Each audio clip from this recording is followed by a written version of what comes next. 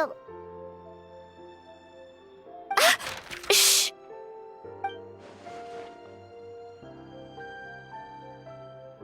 Get lost, Monica! I don't want to see you back here until you're ready to wake up and start doing things properly! Right now, you're a disgrace to my kitchen and to the Hotel de Boer name! It was an accident. I'm sorry, did you hear me asking for excuses? No, I'll do better, I promise. Why is she so aggressive? She won't even listen to what the poor girl has to say! Oh, hey! Cut her some slack! You gotta at least hear her out! Wait! Huh? Who do you think you are telling me? Wait a sec. Navia? So, you're bringing backup now. Suit yourself! You're still wasting your time!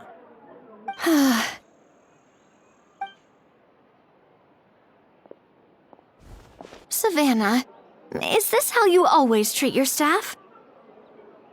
My staff is right. I'm the one in charge here now. And last time I checked, the Hotel de Boer doesn't take orders from the Spina di Rosula. Of course. How you run your kitchen is none of our business. But when a member of your staff is so overworked he becomes gravely ill, that most definitely is our business.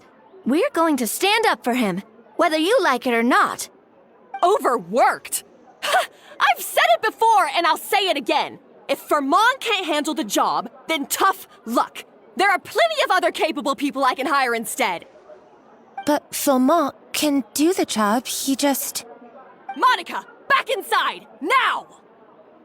Huh? But you said I shouldn't come back until... Just do as you're told, and not another word out of you! Come on, we have work to do! Wow! What a horrible person! Sorry. Looks like I've dragged you into some drama again.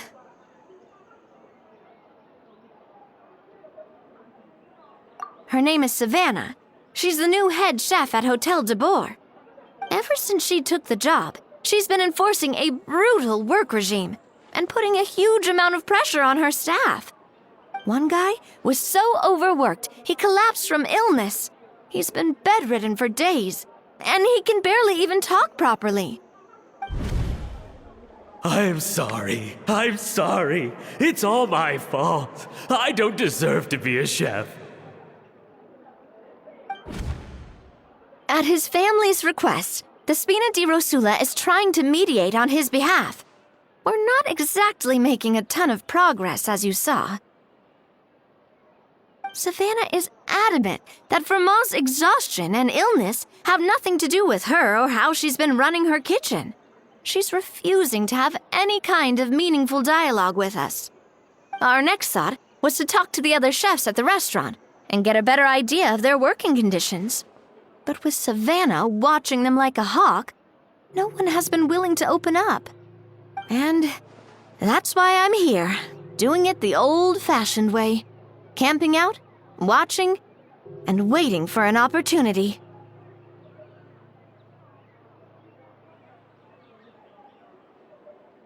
Oh, shoot! It all makes sense now. Sorry. Paimon should have thunk before she spoke.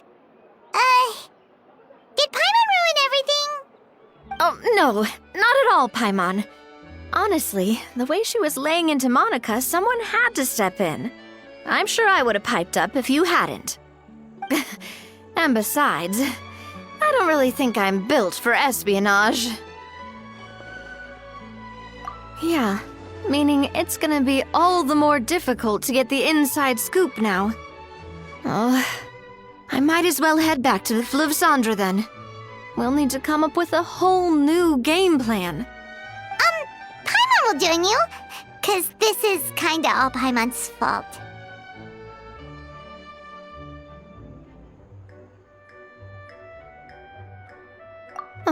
Guys, it's fine. You don't need to worry about it. That said, if you were planning to visit the Fleuve Cendre anyway, let me take you out for a meal. I'll make sure it's a proper feast. A really famous chef just joined the Spina di Rosula's tavern. Her name is... Sorry to interrupt.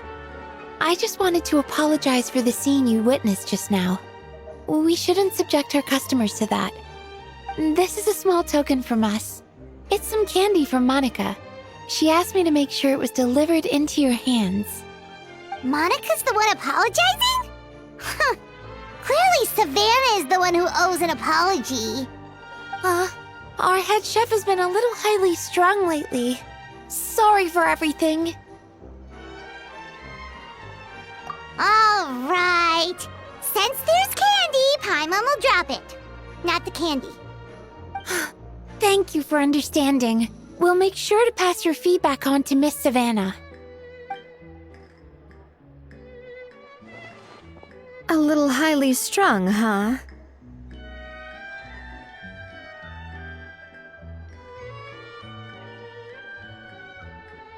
Paimon doesn't get it. How did someone like her even become head chef? Well, according to Fermat's family, she hasn't always been like this. But that's a story for another time. Let's try this candy. Oh, Paimon totally gets it. Come on, dig in! Huh? Hold on, there's something written on the wrapper. Find... Escoffier?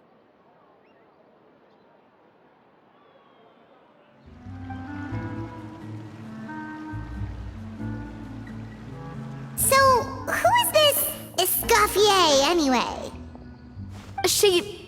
Well, for starters, she used to be the head chef at the Hotel de Boer, before Savannah. She recreated the legendary Gâteau de Boer and restored the restaurant back to its former glory. Safe to say, she's the most renowned head chef in the Hotel de Boer's history, after the culinary genius Modeste himself. Gâteau de Boer? That's the super exclusive cake that they only sell a few slices a day, right? Wow. Why the heck would she let Savannah take her place? Well, apparently, the Hotel de Boer was reported for a safety incident. Someone claims that the kitchen was adding an illegal substance to their menu. But none of the chefs had any idea how it could have gotten into the food. In the end, Escoffier decided that as head chef, she should take responsibility. And she was sent to the Fortress of Meripede. The Fortress of Meripede?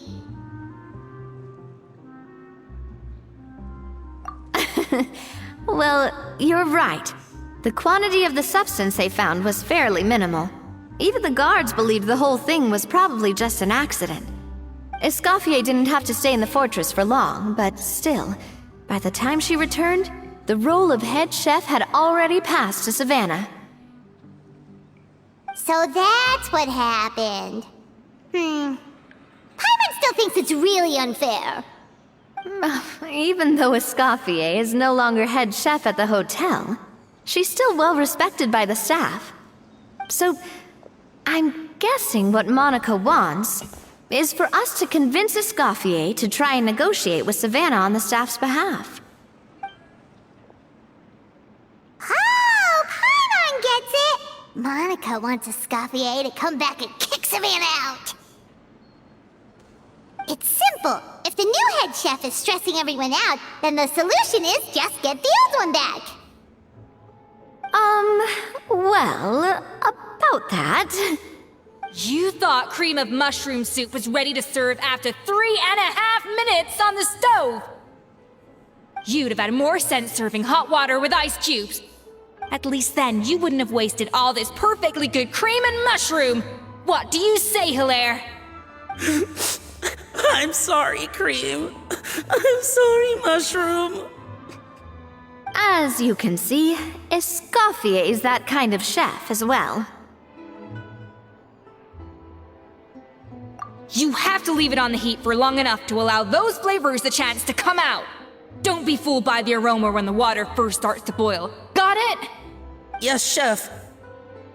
Then go back and do it again. The customers are still waiting. Remember where you went wrong and don't repeat the same mistake twice. Yes, Chef.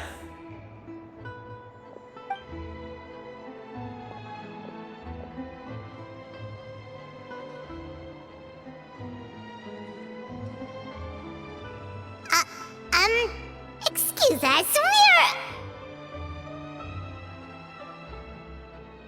Waiting to be served? Sorry, we're pretty busy. I'm afraid you have to join the line. Oh, no, we're not here to eat. So you're not paying customers? Then I'm afraid the wait will be even longer. It's hard to talk to Escoffier when she's in the zone. Let's take a seat. We can catch up while we wait.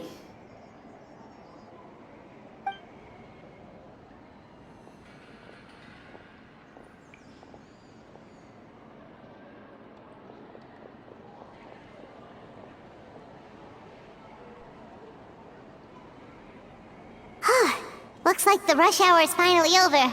Is it always this busy here? These days, yes. I'd say business has tripled since Escoffier joined as temporary head chef. Well, in her words, the Hotel de Boer doesn't need her anymore. It doesn't look like she's got any plans to go back. I guess I'll be heading off then. Wait, take these home with you. We can't serve them now, and there's no sense in letting them go to waste. Oh, thank you, Chef. For what? Like I said, I just don't want them going to waste. Oh, and tell Fiamma to get well soon, so you're not running yourself ragged every single shift.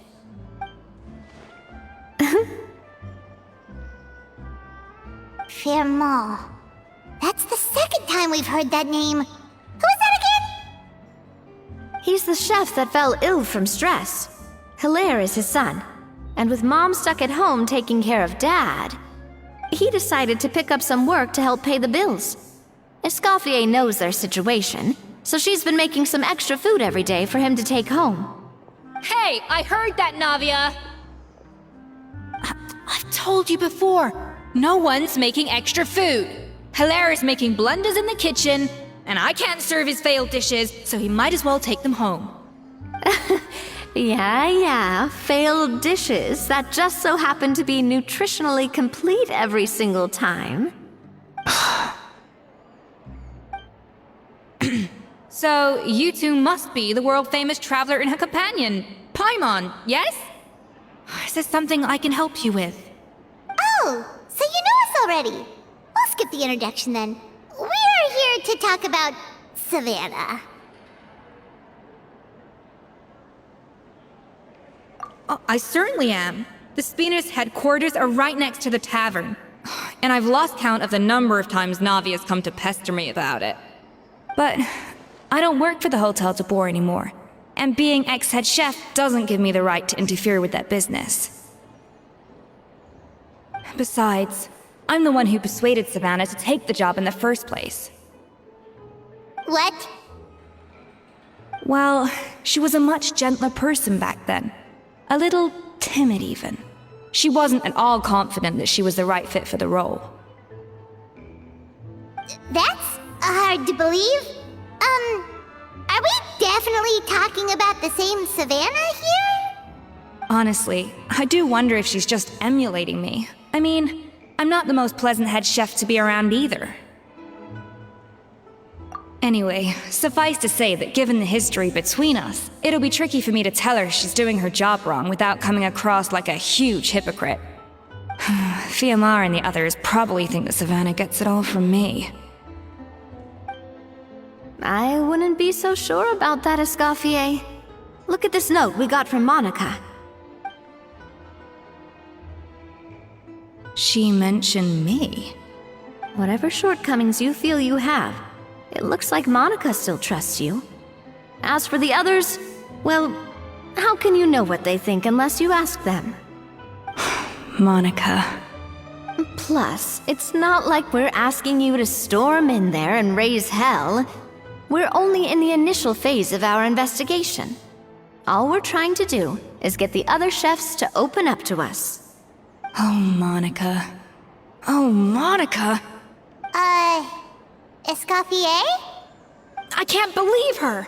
Powdered sugar is supposed to be applied sparingly. Look at all that on the wrapper. It's thicker than the sole of my shoe. Unbelievable! I won't stand for this. She has to learn.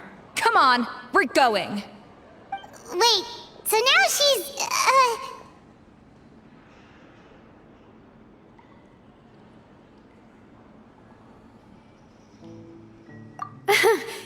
Let's go catch up to her. We don't want to keep her waiting.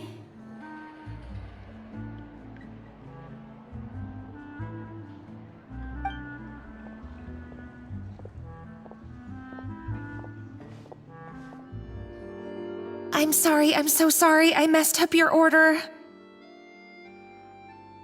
Oh, I wouldn't go that far. Maybe the taste is a little off, but if you hadn't brought it up, I don't think I would have noticed. But, please, you have to forgive me or Chef is gonna... Okay, I know. I'll kneel before you. What the heck?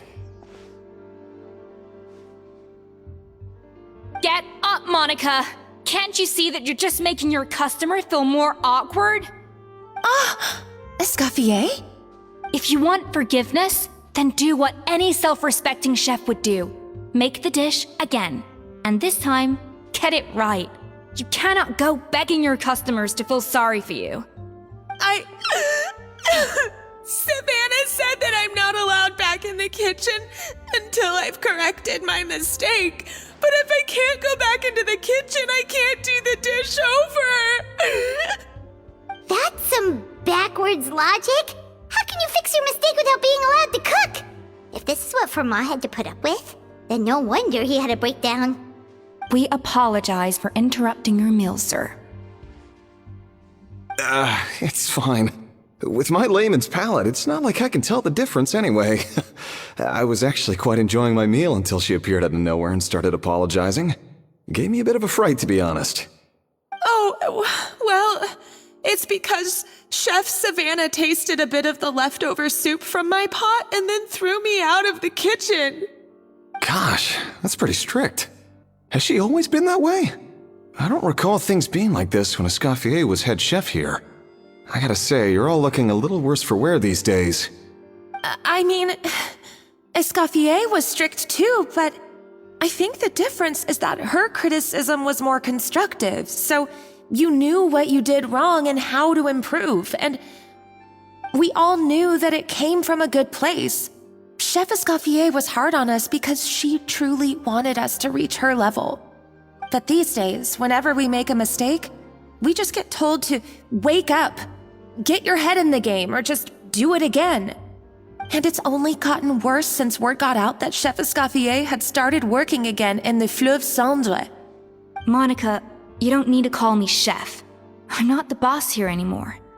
Yeah, but through no fault of your own. What happened back then, that wasn't on you, and all of us know that. That banquet was a huge event, and so many staff were involved every step of the way. With so many moving parts, there's no way of knowing how that Lumiline ended up in the food we served. Lumiline? What's that? A new drug from the Fontaine Research Institute, produced from an extract of the Lumitoile. Apparently it sharpens the senses, so they used it to treat people with impaired responses to stimuli. Oh, yeah, I've heard about that. They found out you can use it as a flavor enhancer since it stimulates the taste buds. Makes things pretty addictive. They also found that overuse can have mood-altering effects, and even lead to nerve damage. So it quickly ended up on the guards' list of controlled substances. Unfortunately, however, some food products containing the additive had already made it to the market by the time the guards banned it from the restaurant industry. Everyone knows that in all likelihood, someone probably just purchased a batch of contaminated ingredients by mistake. But you took all the blame. We all know why. You just didn't want to see this turn into a place where tensions are constantly running high, because everyone's suspicious of each other all the time. And now look at you, a fry chef in the Fleuve Cendre. What are you trying to say? Sure, the Spina's Tavern is no Hotel de Boer, but come on, it's not that bad, is it? Oh, the Fleuve Cendre, you say? Great. That's where I'm dining from now on. Monica, I'm very happy with my current job. and there's no changing the past. We just have to let bygones be bygones. Besides, at the end of the day, I was the head chef, regardless of whose mistake it was. Ultimately, the responsibility lay with me. If only Savannah was half the boss you were. I'm sorry? Do you have a problem with my conduct as head chef? No, chef. So, you do remember who's boss? Escoffier? I thought you'd left this place for good. What are you doing back here? What happened to you, Savannah? Why are you acting like this? When I turned this place over to you, You made me the head chef and gave up your right to tell me how to do my job. You're not the boss here anymore, so stop acting like you own the place. Whoa. Sounds like someone has a chip on her shoulder.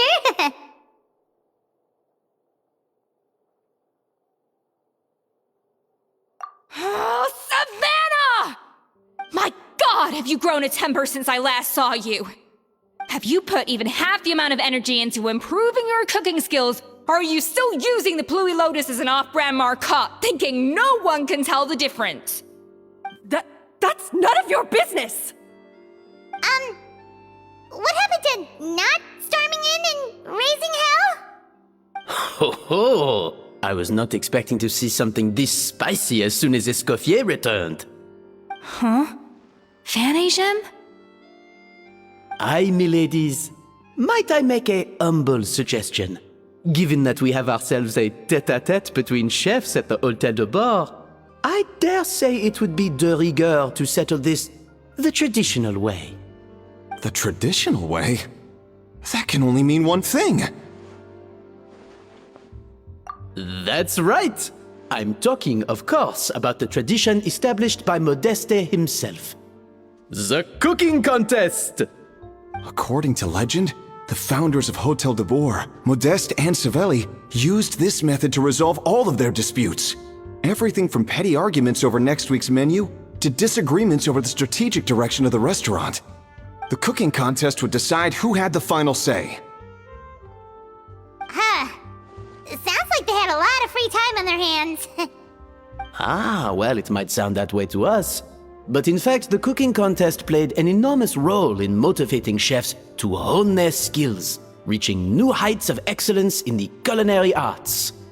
And indeed, the reintroduction of this institution in recent years has surely been instrumental in transforming the Hôtel de Bord into the top-ranking restaurant in Fontaine. Reintroduction? Someone brought it back? Who? What say you, Escoffier? Surely you of all people won't back down from this challenge. It was you who put the rule in place, after all.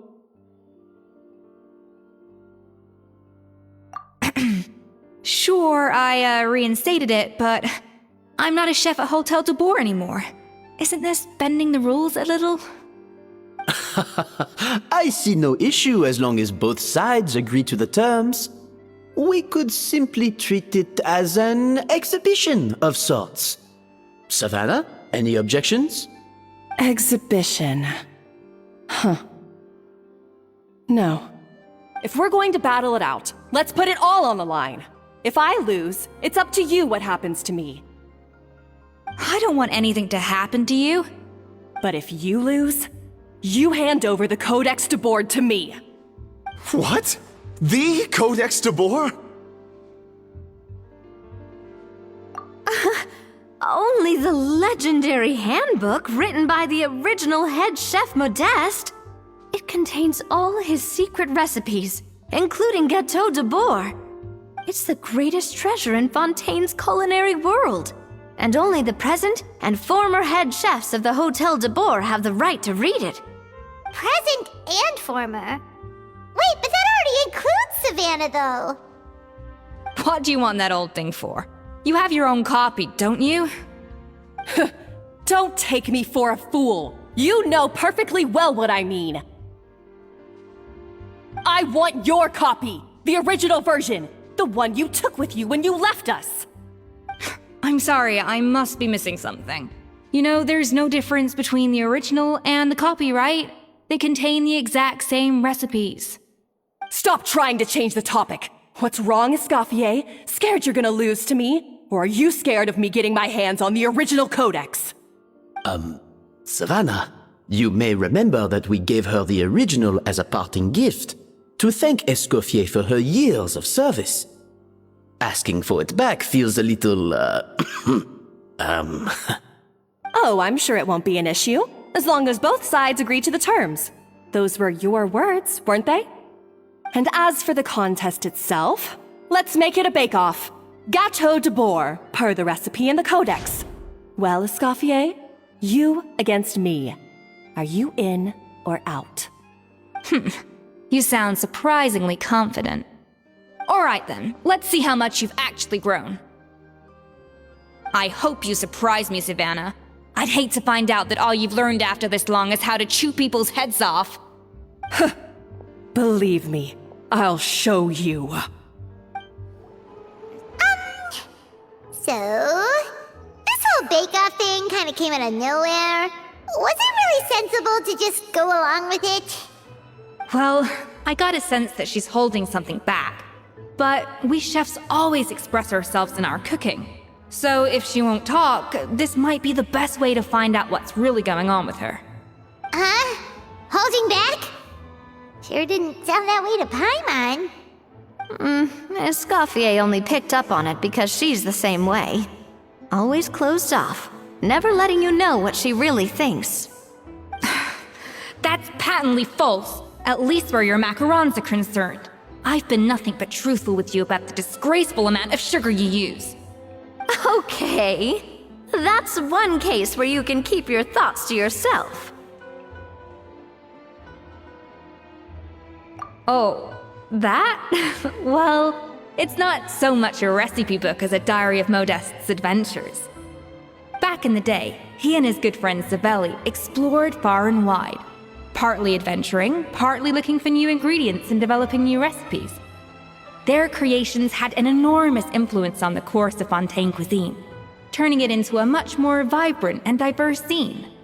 For instance, legend has it that the original Gâteau de boar was made using a special secret ingredient that Modeste discovered on one of his adventures.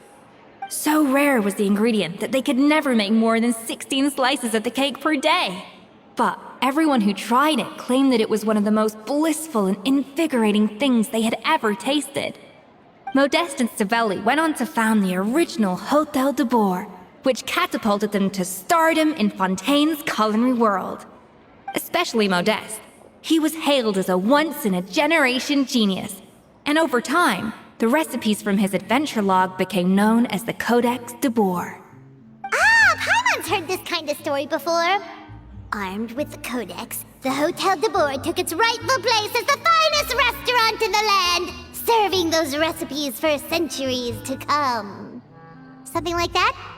What?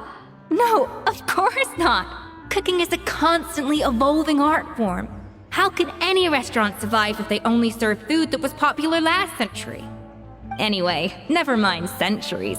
Savelli and Modeste parted ways not even 10 years after their rise to fame. Then, Modeste passed away while he was still in his prime. And that was it. The end of the Hôtel de Bois' heyday. It fell into decline, and for most of its history, it was just a nondescript place with a couple of cheap tables. It's only in recent decades that it started recovering.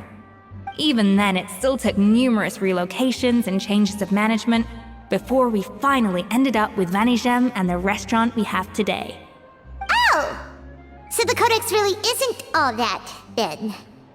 Paimon figured it was like one of those mystical books they have in Liue's martial arts novels, where the main character learns all their secret powers from. Yes, well, that's fiction, and this is reality. You can't meet the tastes of modern diners by following some ancient recipes from a dusty old book. Case in point.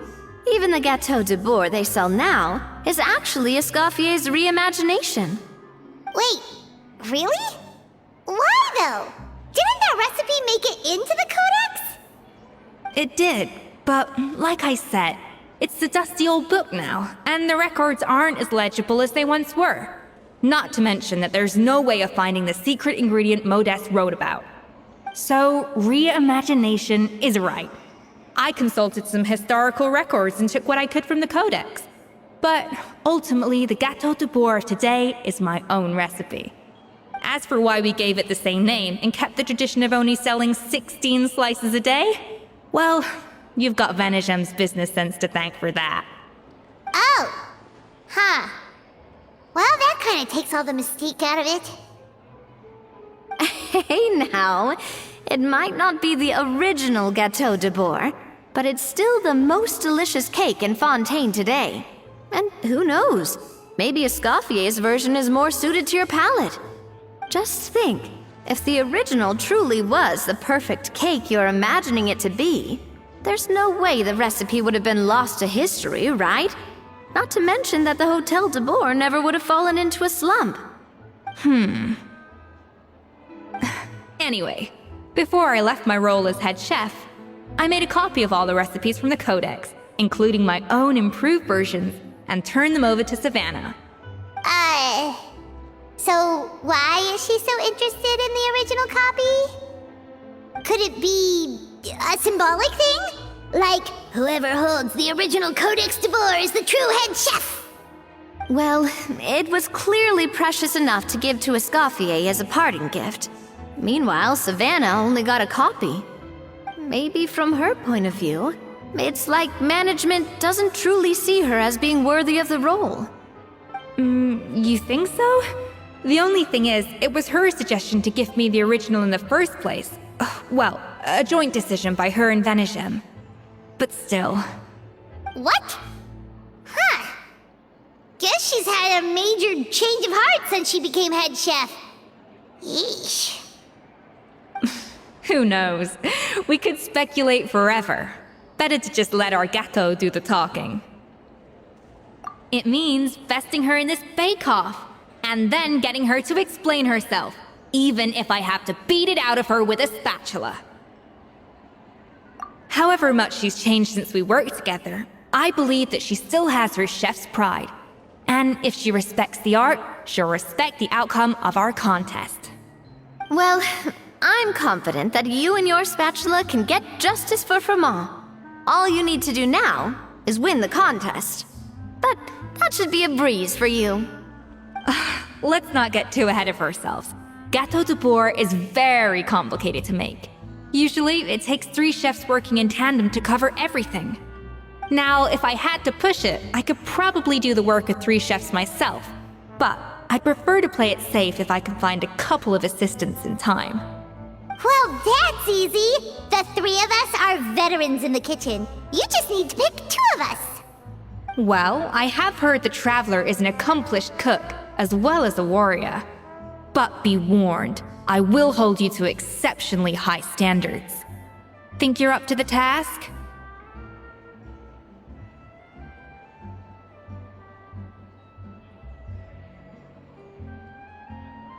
Oh, count me in too. I've spent weeks perfecting my macarons after your scathing review. Even if it means competing against the Traveler, so be it. I'll show you what I'm made of. Confident. I like it. Alright, let's start with some elementary mise en place. Show me your knife skills. Looks like you found that easier than I expected. Yeah, thankfully it was pretty straightforward in the end. You made it sound like we'd be carving statues out of fruits or something. Well, brace yourself, because the next step is anything but straightforward. I'll be using this cold press to extract flavor compounds from the ingredients. A kind of special food processor I got the Fontaine Research Institute to make for me. It uses cold temperature extraction to isolate the essence of cooking ingredients, which can then be used to flavor dishes more precisely. But this isn't exactly standard kitchen equipment, so that probably didn't make a whole lot of sense. Let me give you a demonstration instead. And done! These are the flavor compounds extracted from our ingredients. I've processed all the fruit you chopped up earlier. Wow! Even the smell is so much more concentrated. What next? Do we add all this stuff in? Absolutely not! Throwing everything in at once will ruin the balance of flavors. We have to go slowly and carefully to calibrate the exact flavor we want. I'll demonstrate again. Now, watch closely. And voila! Now it's your turn.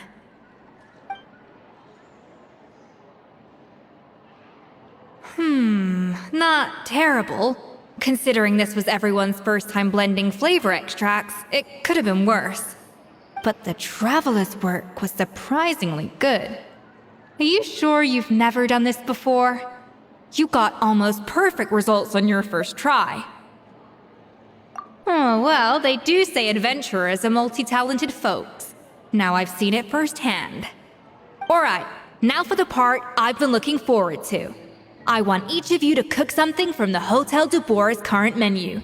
I'll judge your submissions and give you a final score. That's right. The true test of your cooking skills is the finished product. It'll be good practice for the contest itself. Now get to it. Chop chop!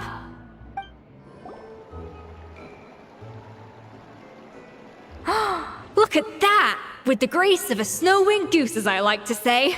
Now, let the grating commence.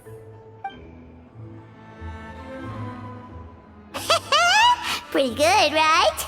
Not to brag or anything, but Paimon's a bit of a connoisseur when it comes to la food.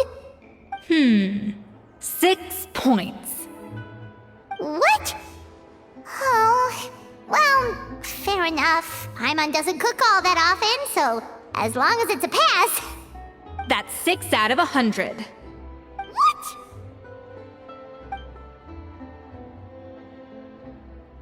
You say you're a connoisseur, but it's quite clear from this dish that you have far more experience consuming food than creating it. By that logic, I suppose you think listening to Lady Farina on repeat every day would make you an opera singer. Aww. Me next! I'll have you know that this batch of macarons has 2 whole tablespoons less sugar than my previous ones. So you went from 12 tablespoons to 10? Well, it's nice to know you actually measured it out. Because it tastes like you just threw in whatever was left in the jar. 6 points. Aw.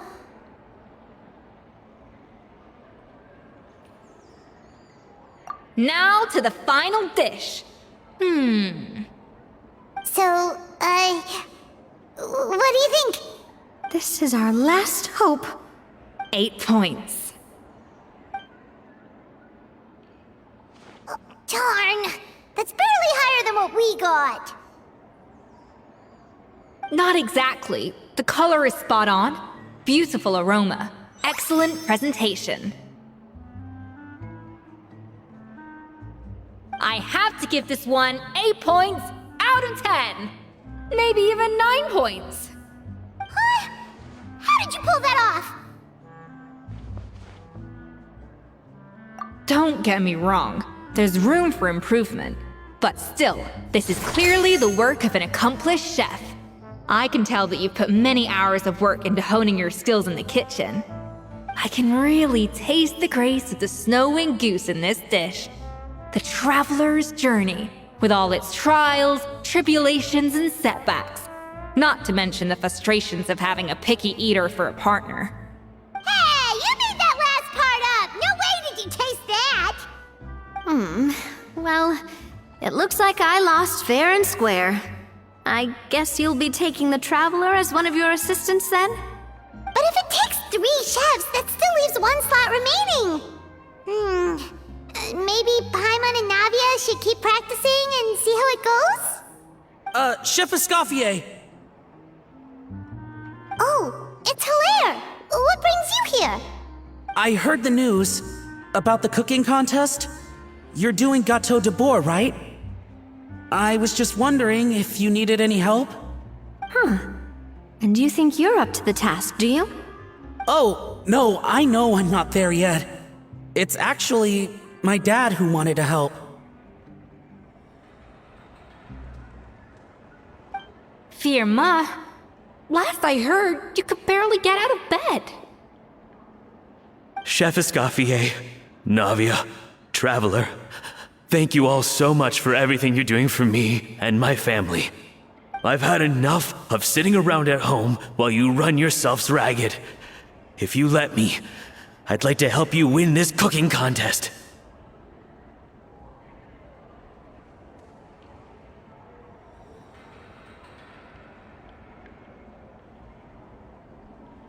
Yeah, I was gonna say the same thing. Don't you worry. I'll be fine. I'm feeling much better now. I'm sorry. I know I've been rather useless these past few days, but not anymore. The fact is, I'm a fine chef, despite recent events. I've proven myself in the Hotel de Boer kitchen, so if anyone's qualified to work under Chef Escoffier, it's me. I think. I mean, I hope so. Firma, have you even set foot in a kitchen since leaving Hotel de Boer? I have not, but I'm fully rested now. I know I can handle it. I'll prove it. Let me whip something up for you right now.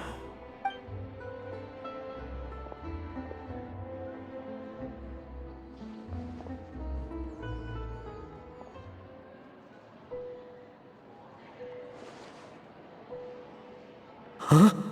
That's strange. Why are my hands shaking? What do you call this, Firma? I can't seem to grip my knife.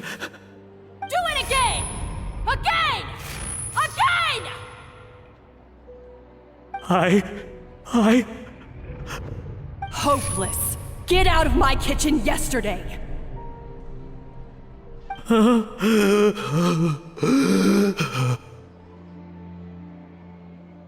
Dad, what's wrong? I don't understand.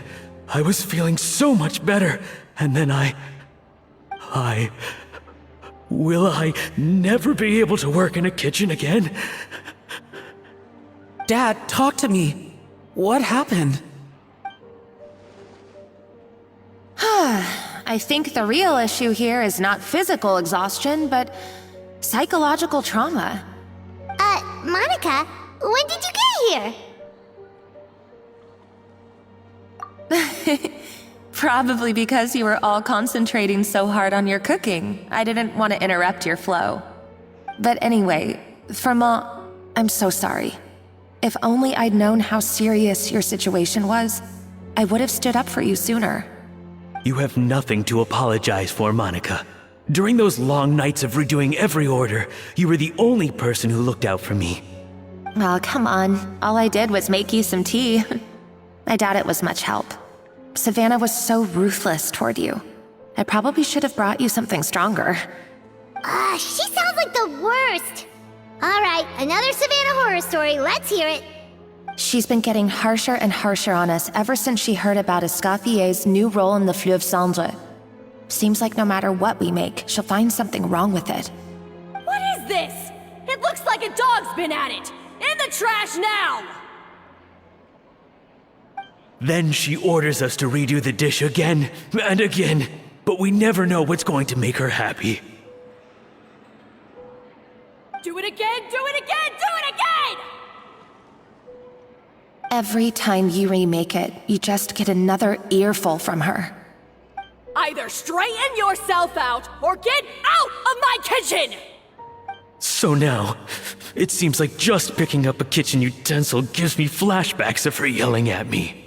Oh man, that must be awful. The more I want to get it perfect, the more my hands shake, and the more scared I am of making another mistake. How can you give up so easily, Firma? You weren't a quitter when you were working for me. And even under Savannah, you talk about working late into the night trying to perfect your dishes. That says to me that you still hadn't lost that determination to prove yourself. What changed? I don't know what's come over me. When I think back, I just remember feeling like my heart and my hands were growing heavier and heavier as the shift went on. Each time I had to redo a dish, my heart sank a little further. Maybe Savannah was right. Maybe I am just hopeless at this. Dad. I see. Well, it sounds like there are some deep issues at work here. Ones that won't be resolved by merely seeking compensation. I will win this contest, and after that, I encourage you to approach Savannah and talk this out. But what if you can't find another assistant in time? Clearly, I'm in no state to help out. You think being one person short will ruin my chances? Let's not forget, I taught you and her everything you know. Even if I had to go it alone, I would present the perfect gâteau. Oh, well, Paimon and Nadia will still keep practicing, just in case. And so will I. Yeah! And if worse comes to worse, we can always get the Spina di Rosula to put out an emergency call for chefs. There's gotta be someone out there, right? Actually, I thought maybe I could help. That's sort of why I'm here. What? Why didn't you say so? I was going to, but then... well, this is the first chance I got. You do this for us? Thank you so much, Monica. Alright, fine by me. But aren't you still working for Savannah? Joining the other side seems like a guaranteed way to put your future employment in jeopardy. I know, but it's all right. I've made up my mind. With the way things are, I can't keep working for Savannah much longer anyway. Unless I want to become the next Fermat. I'm done with sucking it up. It's time to try and turn things around. If this cooking contest can get Savannah to see the error of her ways, then I'm sure she'll forgive me for this. Well, Paimon didn't think we'd be poaching from Savannah's staff to get our third person, but there you go. Anyway, Monica's a professional chef, so nothing could possibly go wrong now. Great! Then it's settled. And to congratulate you all on making the team, I propose a Spina-sponsored meal to celebrate. Spina sponsored? Wait, you mean I'm cooking? Well, I promised the traveler a feast in the Fleuve Cendre.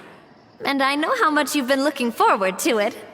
Yeah! Feast, feast, feast! Alright, if you insist, then prepare for some of the finest food of your lives.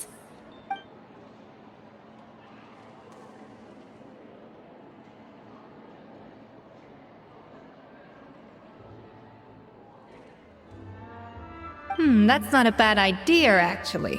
Wait, hold on. You need to finesse that further.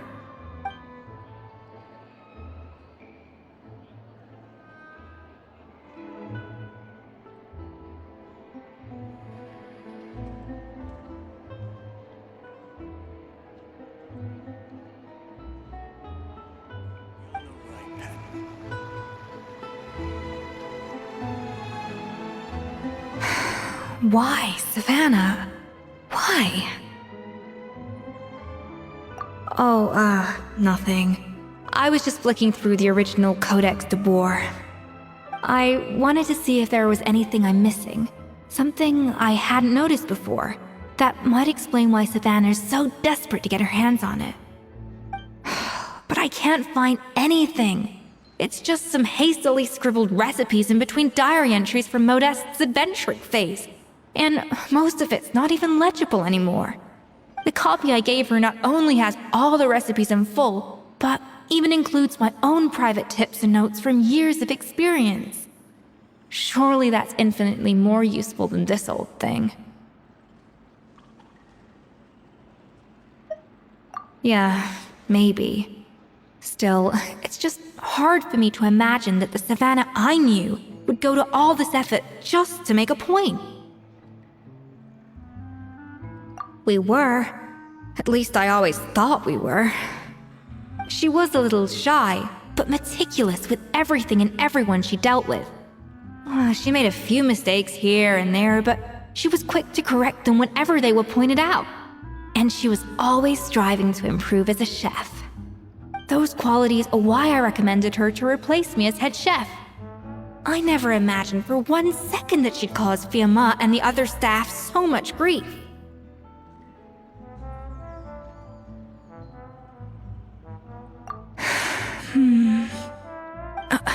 Well, I mean to an extent, of course. I pushed hard for her to get the role. And the idea that she turned out like this because of me is difficult to come to terms with.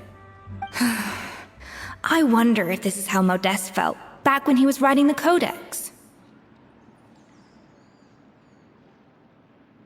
Yes, with his good friend and co-founder of the Hotel de Bourg, Savelli. The story goes that after Modeste unveiled his Gâteau de Bourg and was hailed as a culinary genius, he was admired and adored by all. But his newfound fame slowly drove him and Savelli apart. Unlike Modeste, whose every new creation was an instant hit, Savelli seemed to face setbacks at every turn.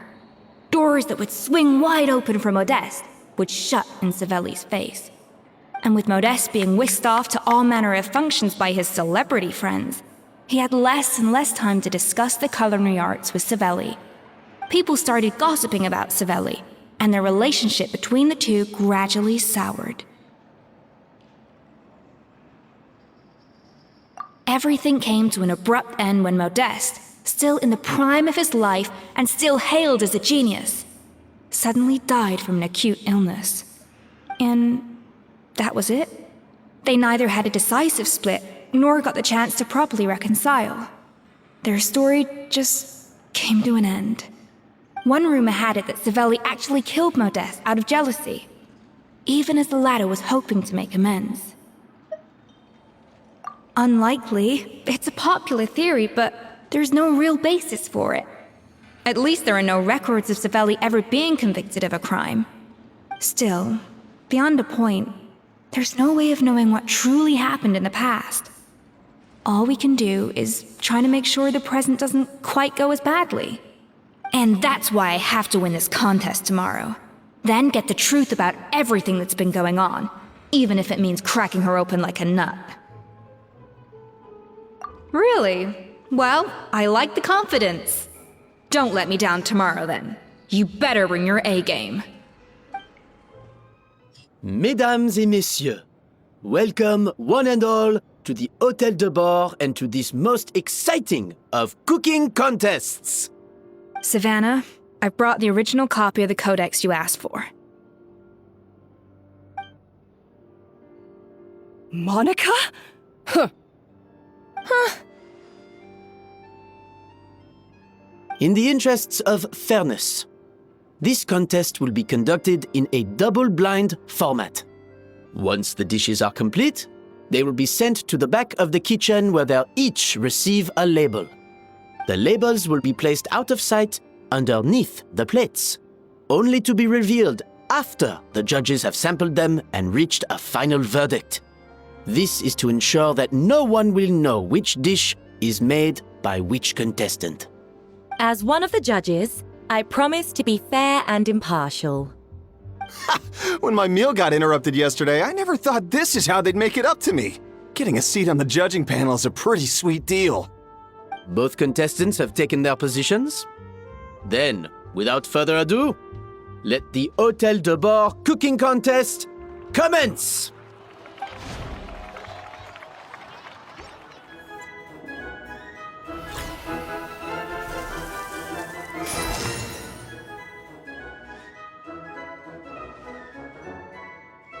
You can't match Escoffier's talent.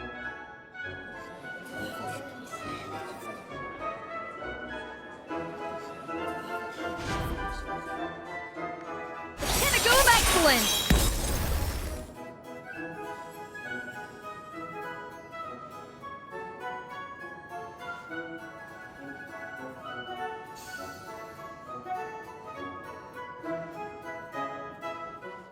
Time's up! Contestants, please take your dishes to the back.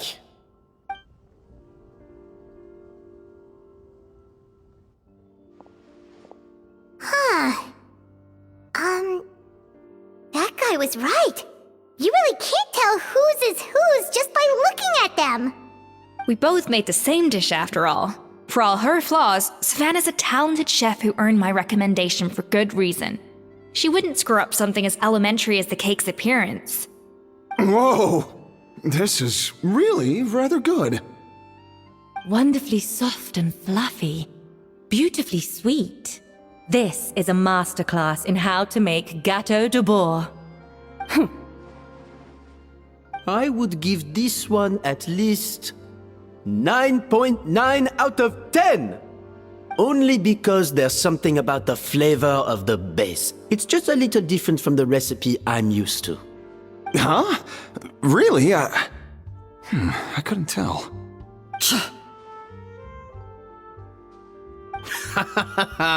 All right, on to gâteau number 2. I haven't had a single bite and already this aroma is a delight to the senses. I have a feeling that this gâteau will be a gâteau for the ages. How exciting! I'm gonna dig in.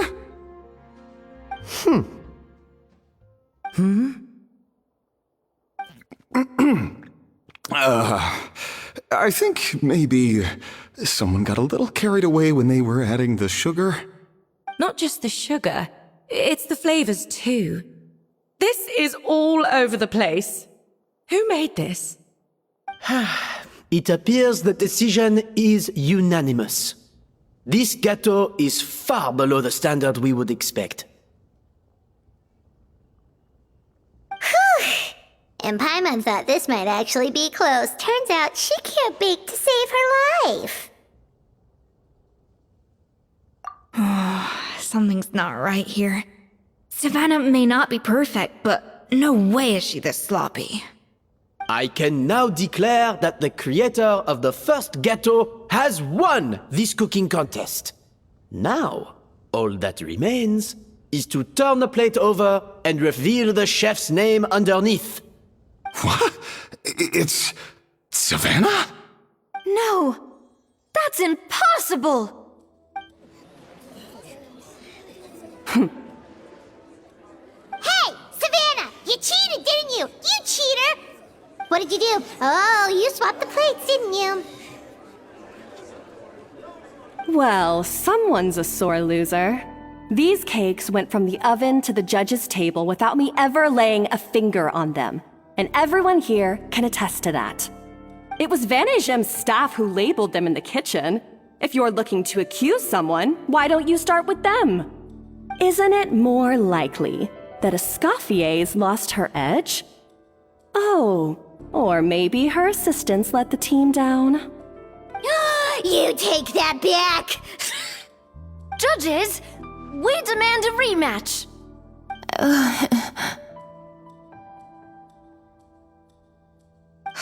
That's enough! What's done is done. As head chef, or rather as team lead, I take responsibility for the dish I served. Whatever went wrong and however it happened, I should have spotted it.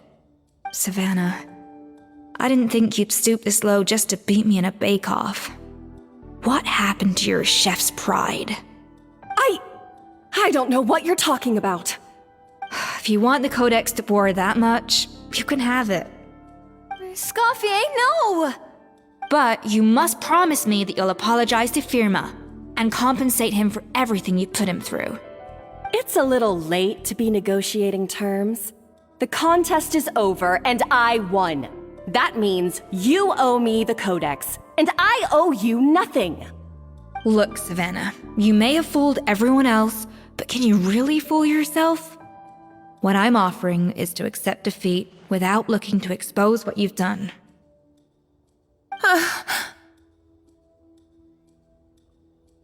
But only on the condition that you promise to stop putting so much pressure on your staff. Fine. I'll treat this as your final handover of duties from one head chef to the next.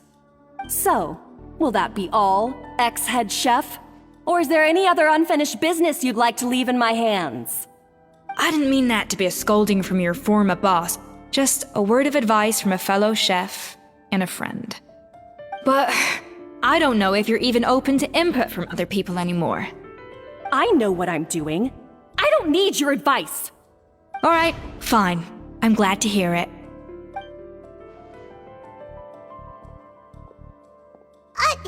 Escoffier! The Codex de Boer! Finally. Now, at long last, I will succeed. Escoffier?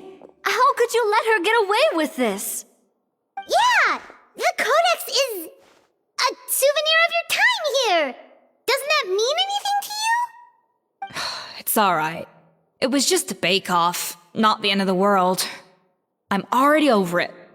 Besides, it's not all bad. She agreed to compensate Firma.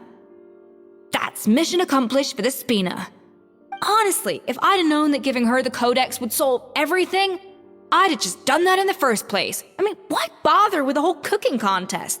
It's such a waste of time and energy.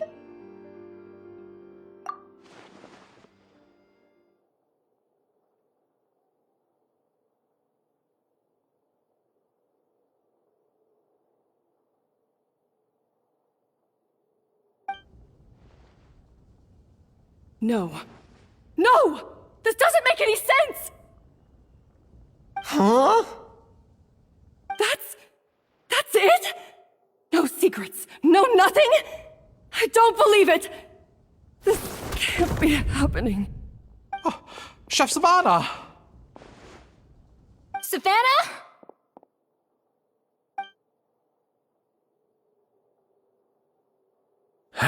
It's nothing life-threatening. Just a lot of pent-up stress and exhaustion. Oh, I knew it. Pent-up stress?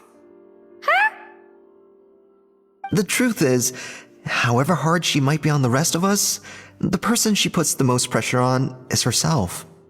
Yes, there are nights when she makes us redo things over and over into the wee hours. But for her, it's every night. She'll hide herself away in the kitchen, working on new techniques and recipes, and only realize how long she's been at it when we come to work the following morning. But why? Why would she do that? Our best guess is she doesn't want to be seen as less of a chef than Escoffier. And there it is. Even so, that's no excuse for taking her anger out on the rest of you. Yeah, and it's definitely no excuse for cheating in the cooking contest. About that, we honestly have no idea how she did it. We were focused on our own work the whole time, like she asked. Leone and Algalia were the ones I tasked with labeling the cakes. I've already spoken to them both. They're at a loss to explain it too. Not to worry. Come on, join me downstairs. I'll interrogate the guilty gâteau myself. Well, how is it? Have you figured out what it was? Oh, this is aggravated assault on my palate. I'd rather eat wet cement than this. Is it really that bad? I made sure to taste test it before it was served. Oh, relax. This isn't your cake. Savannah never switched the plates. The offending flavors are coming from in between the icing and the cake base, which means someone tampered with it while it was being made. Or in other words, we have a traitor in our midst.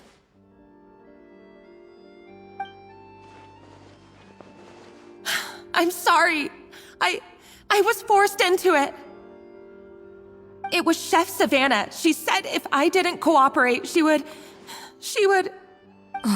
Calm down, Monica. I've already accepted defeat. And if I wanted retribution, I would have brought this up when the results were announced. Whatever's going on with you, just spill the beans. There's no need to hide it.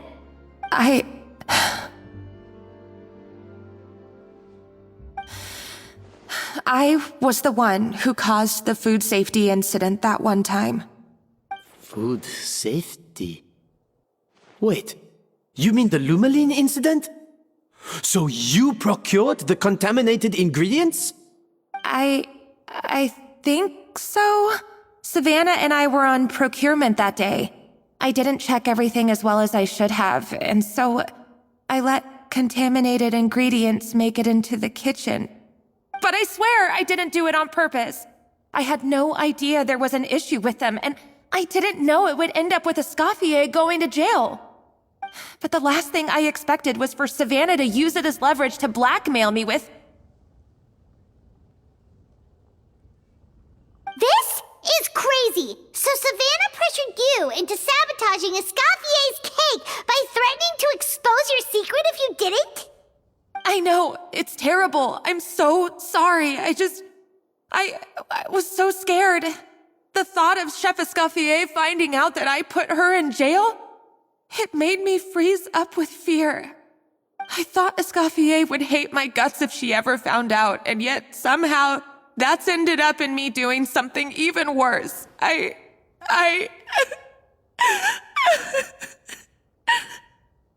Seriously? All this fuss over a little slip-up? Huh? Firstly, it's not like I got a life sentence. I did my stint at the fortress, and now I'm out. And secondly, I had my own reasons for leaving the Hotel de Boer. This wasn't the only factor. So, you don't need to feel ashamed or frightened or anything like that. Any more than you need to add butter when you're pan-searing foie gras.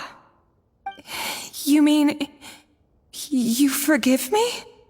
Oh, well, I'm not saying you don't have to take responsibility for your mistakes. You should tell Vanagem to mark down your performance for the past few months. Then do some digging and find out exactly where those contaminated ingredients came from. Sure, you've made mistakes, but now's the time to fix them. Understood? Understood.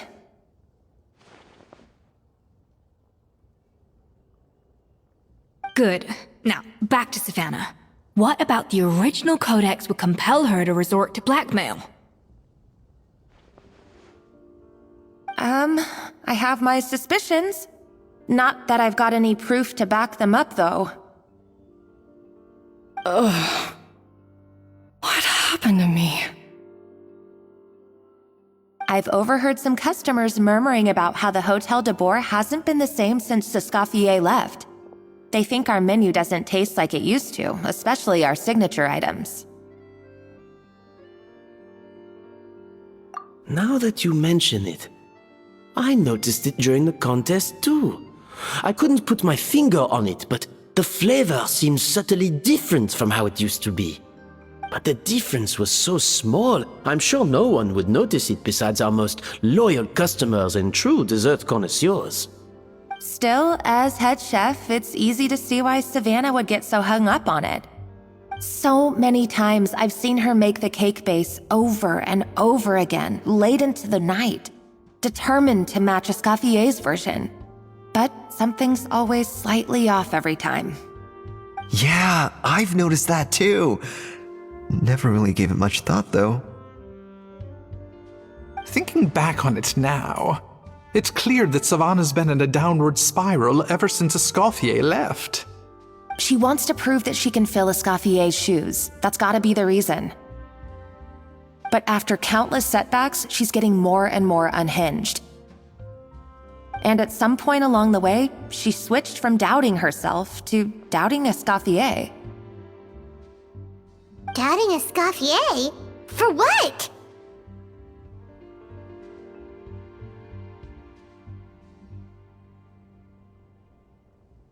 Yeah, it would explain why she was bent on getting the original at any cost.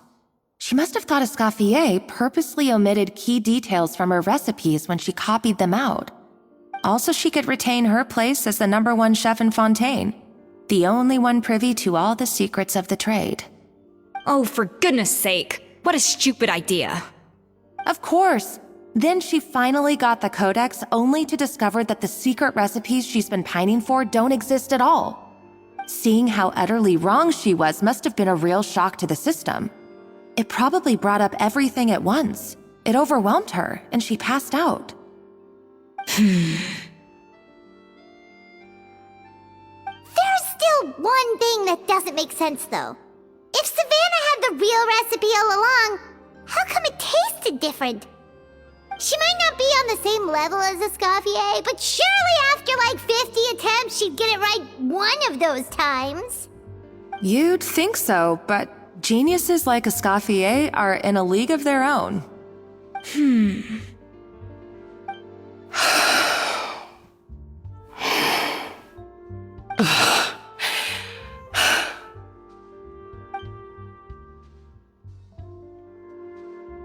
New head chef, you say? What's her name? I don't think I've heard of her before. I wonder, can the Hotel de Boer keep its edge without Escoffier at the helm?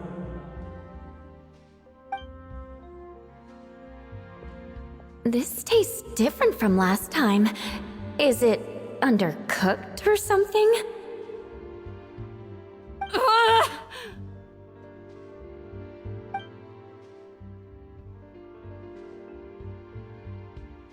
Take this. It's a copy of the Codex de Boer. From now on, you will be its keeper. Don't listen to the doubters. If I say you can do it, then you can do it. Even if you don't believe in yourself, at least believe in me. Hey, did you hear me? Once I'm gone, the restaurant is all yours.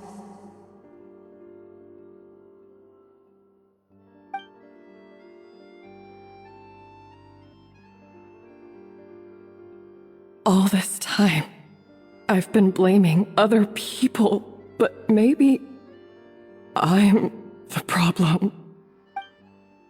I sincerely apologize for putting everyone out. Savannah's awake now, but I don't think she's ready to speak to anyone yet. Let's give her the day to calm down. I'm sure you'll have the chance to talk everything out tomorrow. In that case, I'll go and update for Ma and his family. I wonder what he'll make of all this. So, we'll come back tomorrow then. Whew, that was a long day. I think I've earned myself a sweet treat when I get back home.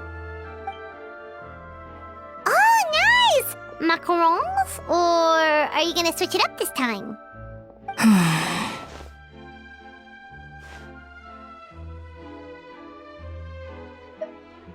Traveler, how much do you know about the snow-winged goose?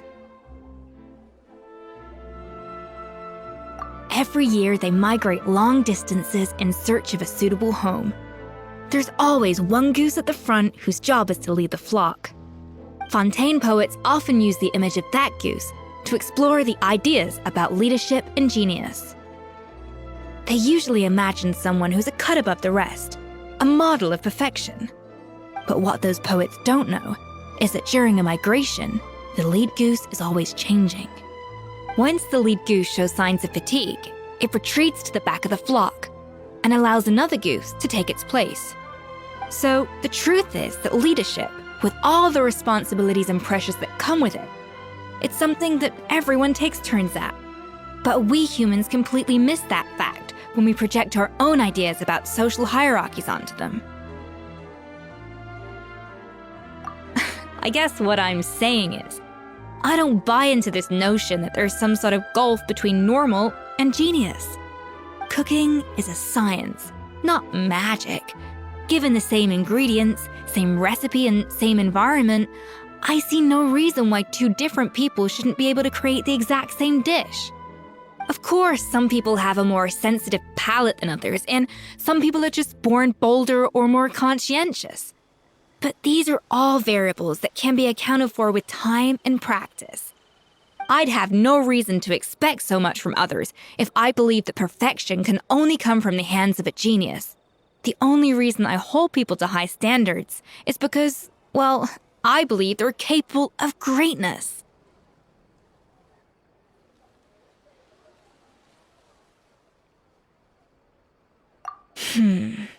Okay, I've made up my mind. I'm gonna get to the bottom of why Savannah failed. And come tomorrow, I'll give her the scolding of her life, pointing out all the mistakes she's made along the way. Then she'll finally see the error of her ways. early. Our meeting with Vanagem isn't for a while. Check on her? Why? What happened? Oh no. Escoffier, are you alright?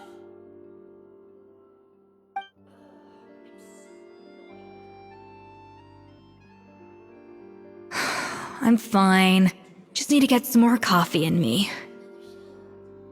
Huh? What happened to my coffee? Did I really drink it all? Alright. Thanks. I appreciate it. Coffee. Need coffee. Strong, bitter coffee beans. Transformed through expert brewing and balanced perfectly with rich, creamy steam milk. Wonderful. I feel much better now. Thank you so much, Traveler and Paimon. Glad to hear it, but make sure to catch up on your sleep when you get the chance. I think I figured out where the problem lies. Honestly, it's ridiculous. I don't know whether to laugh or cry. Wait, what investigation? What are you guys talking about? I'll save it for when everyone else gets here. It's so stupidly small, I can't believe it's caused so much drama. Yes, except my failures were stepping stones to success. Escoffier, have you seen Savannah? No, not since yesterday. Why? What's wrong? After seeing her home yesterday, we were all a little concerned about how she was doing. So, I dropped by her place early this morning to check on her.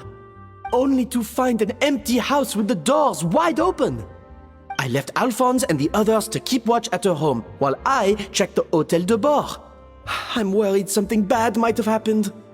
If she's not here, then where could she be? Boss, Escoffier, bad news. Alphonse? You're supposed to be keeping watch at Savannah's house.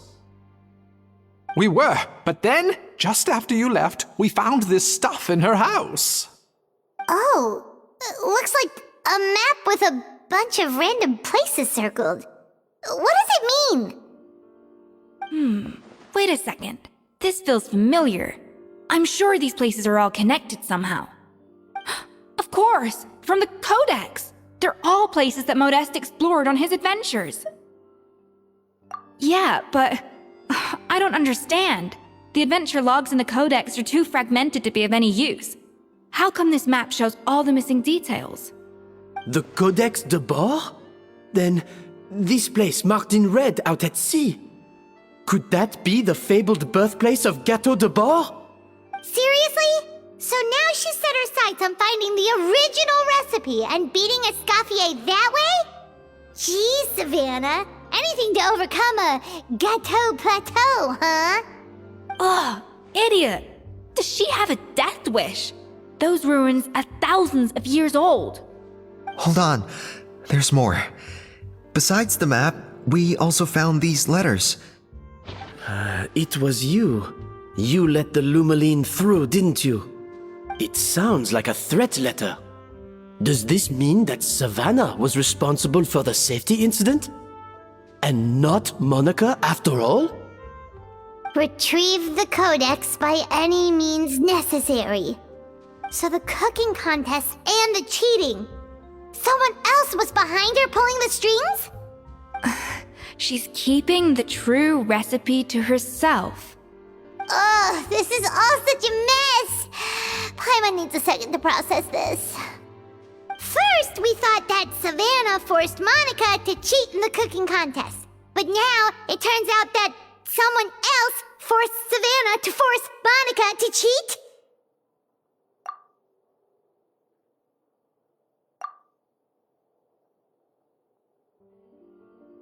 You're finally here. Of course. I should have put two and two together as soon as I read your threat letter.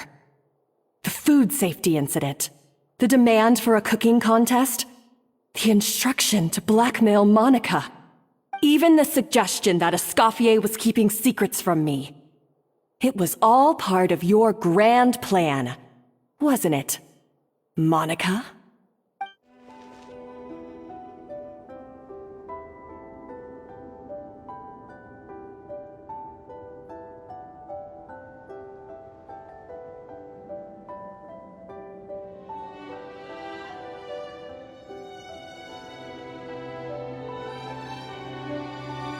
Whoa!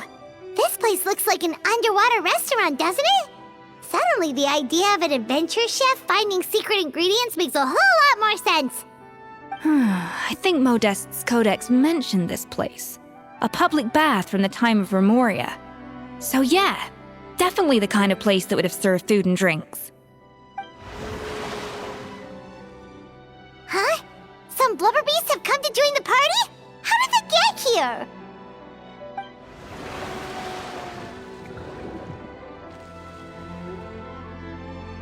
Aw, they ran off! That could be easier said than done.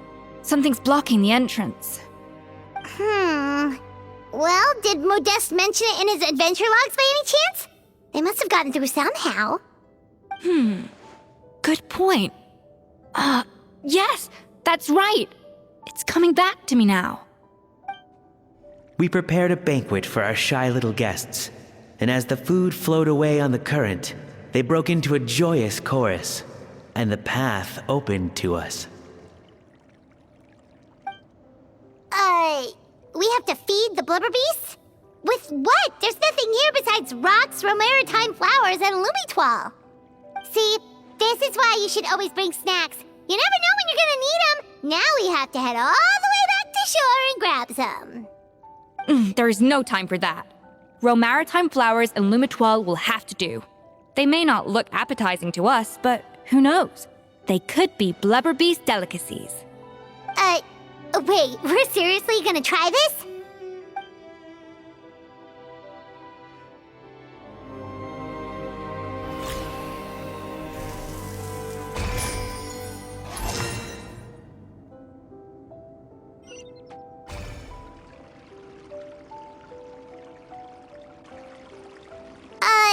Blubber beasts or not, are we sure this stuff is edible?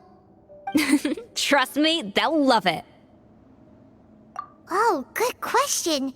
If we try to put them in the pool, we'll probably just scare them off again, and who knows how long they'll be gone.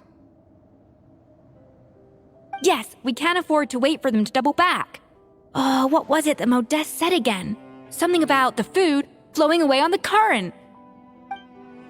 Wow, it's really singing! It must taste better than Paimon thought!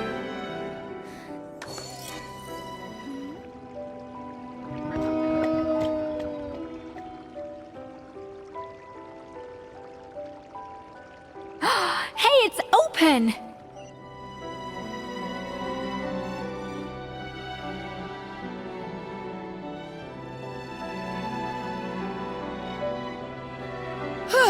Hey, give me your water. Here. I said your water, the one you just drank out of? Sure.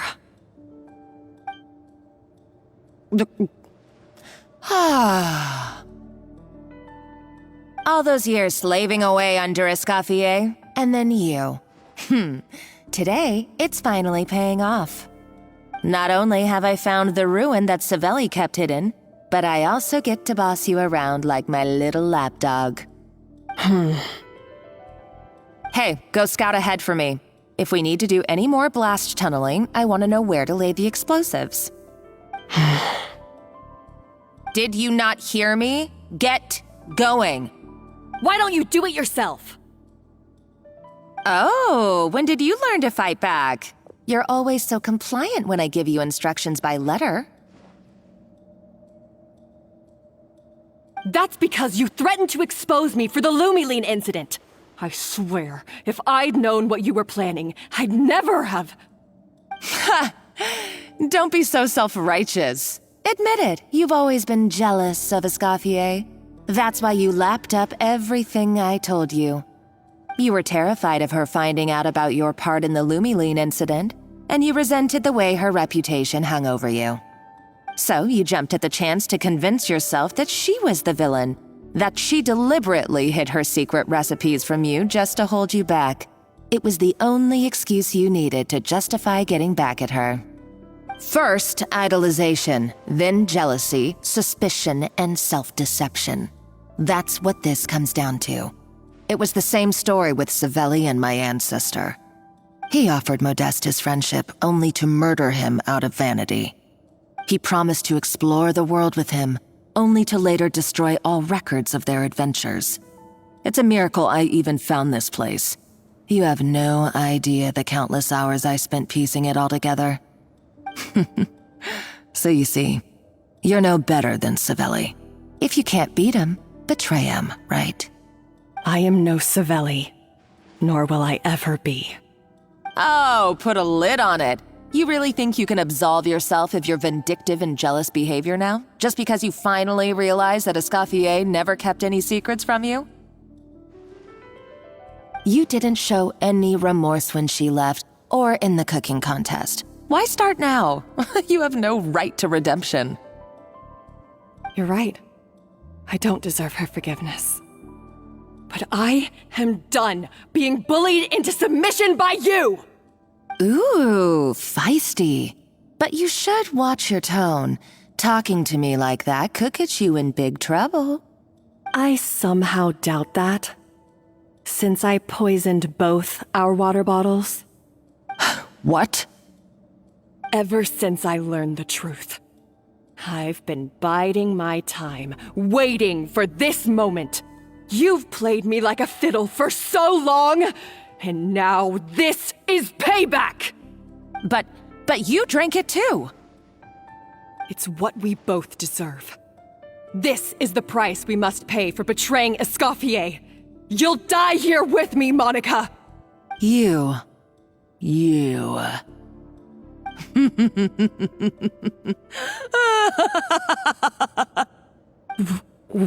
What's so funny?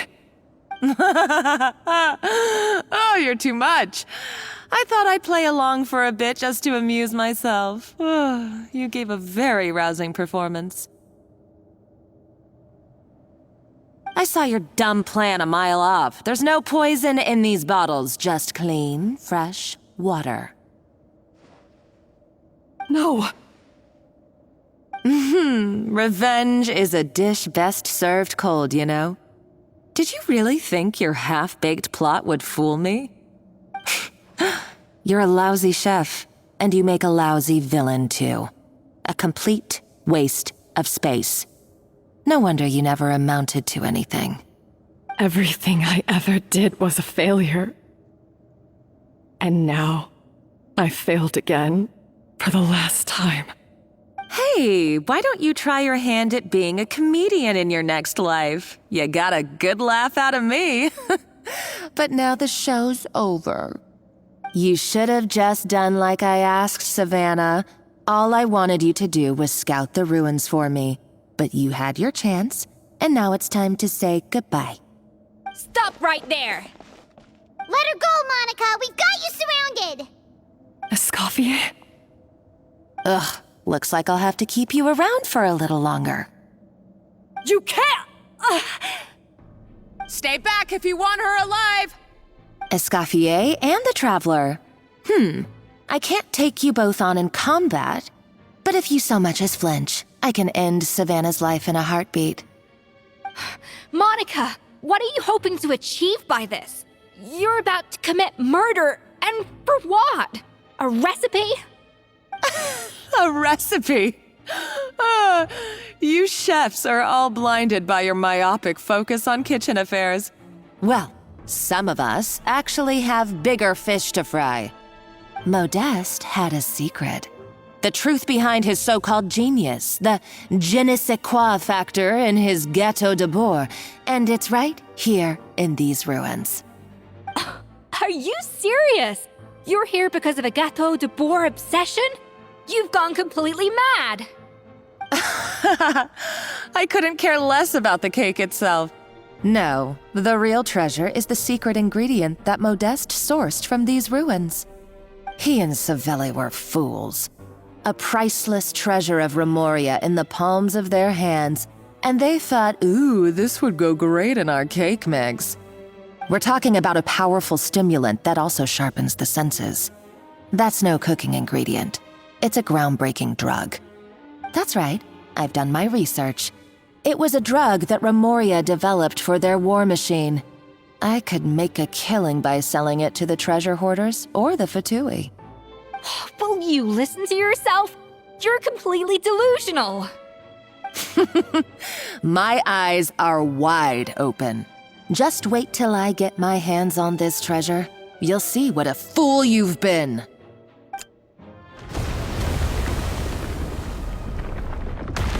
Wait, what's that sound? Just when I thought she couldn't get any crazier. She's lucky the whole place didn't collapse. Uh-oh, Savannah's gone too. Monica must have taken her. Oh, what a coward. She's only taken her hostage because she knows that she's no match for you. That's true. Even if she finds the treasure, she'll need Savannah alive if she wants to get out of here in one piece. Oh, well, our path's been blocked, so let's look for another route.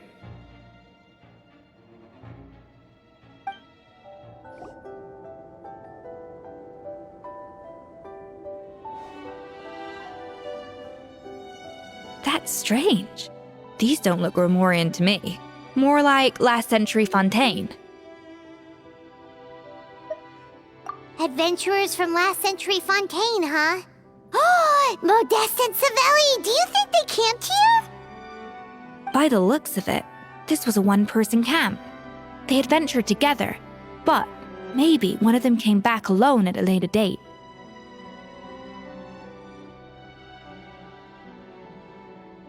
Huh, you really think so? Trust our adventurers' instincts. We're pros at this stuff, just like you're a pro in the kitchen.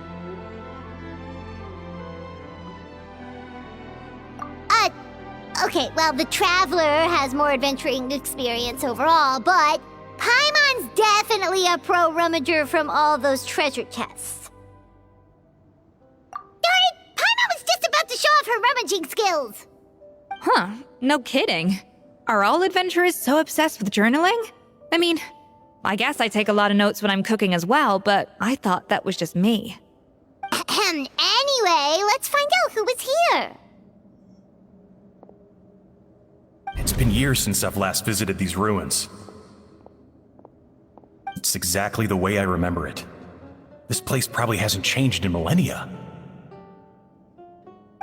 Sadly, up above, on dry land, everything has changed. The treasure of Remoria. That's what we used to call it. Modeste was right about its potential. It turned Gâteau de Bourg into a national sensation. Our limited stock of the substance meant that the gâteau could only be produced on a small scale. But this only drove up the popularity all the more. Modeste was right about that too. He predicted all of it. He was praised as a genius, while I, as the one person who'd ever disagreed with him, was labeled a talentless fool. Modeste tried his best to console me, but I knew better than anyone just how great the gulf was between us. Our conversations grew scarce, and we saw less and less of each other. I didn't fight it. He had new friends and a career of his own. Why invite further disdain by inserting myself where I did not belong? I told myself that maybe one day, when I finally created a masterpiece of my own, I'd be able to face him without shame. Or maybe one day, when I've put these feelings of self-loathing behind me, I'd be able to ask him with a smile on my face, how about we go on one more adventure, for old time's sake? Unfortunately, that day will never come. So it was Savelli. From the sounds of it, he came back after Modeste had already died. I always thought it was just a legend. But if it's true, then this must be the place where they found their secret ingredient. the birthplace of Gateau de Boer. In that case, what does that say about the death of Modeste? If it's all true, maybe Savelli really did have something to do with it.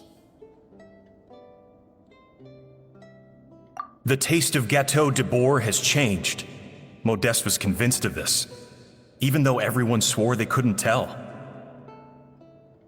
Being the perfectionist that he was, he refused to accept even the slightest flaw in his work.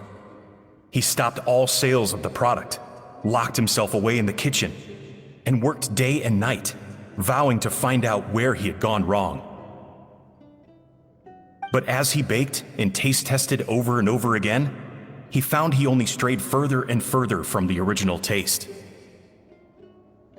It was only when he was sipping on coffee one day and realized he could not taste the bitterness that the truth finally dawned on him. What had changed was not the gâteau, but his sense of taste. The treasure of Remoria stimulates the senses, taste included, and invigorates the spirit.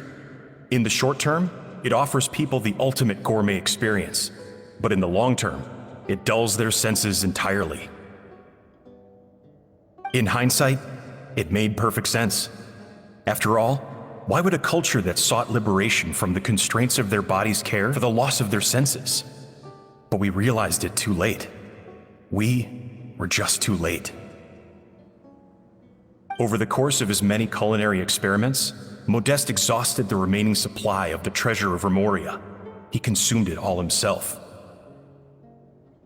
The finest culinary talent of his generation now faced a future in which he would never be able to taste anything ever again. Finally, in despair, he took his own life. And because we had become estranged, I could not be there to stop him, to offer some words of comfort, or even to say goodbye. Yet despite everything, he sent me his final letter. The treasure of Remoria? Guess Monica was really onto something. It really was a kind of drug. So, Modeste chose to end his own life. Then, why all the rumors that Savelli murdered him? Also, neither the Codex nor any other contemporary records make any mention of the treasure of Remoria. It's almost as if someone deliberately erased it from history. Modeste told me everything in his final letter. His was a tale of how even a genius could fail, and how much more devastating it is when it happens. Did he hope I would gain some personal catharsis from knowing the truth? Or maybe he wished for me to warn the public about the dangers of Gateau de Boer, proving that I had been right all along. But if the public ever learned how Modeste's greatest triumph became his undoing, his fall from grace would be swift and merciless. 1 minute a genius, the next a joke. It would surely spell the end for his restaurant too. What would be his legacy then? How would future generations view everything we built together? I fear the scorn I have faced these last years would pale in comparison to the scorn shown to him by the history books. I cannot let that come to pass. I will do what I must to protect his name. It will mean tampering with his notes to remove the damning details, leaving mere fragments of our story behind. It may lead his family to suspect me of having a hand in his demise. But if that's the price of destroying all evidence of my crimes, then so be it. I would rather the world believe a tale of genius and jealousy than see his reputation in tatters. The final loose end is the evidence here, at the bottom of the sea.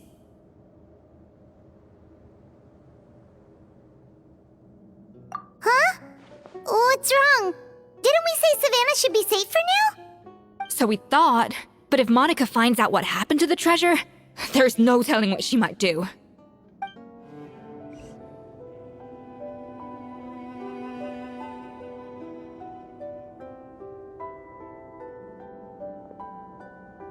The treasure of Remoria. I have found you at last.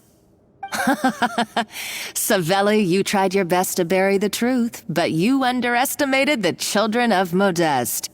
Some fragments of his diary escaped your clutches. and we have held on to them for generations.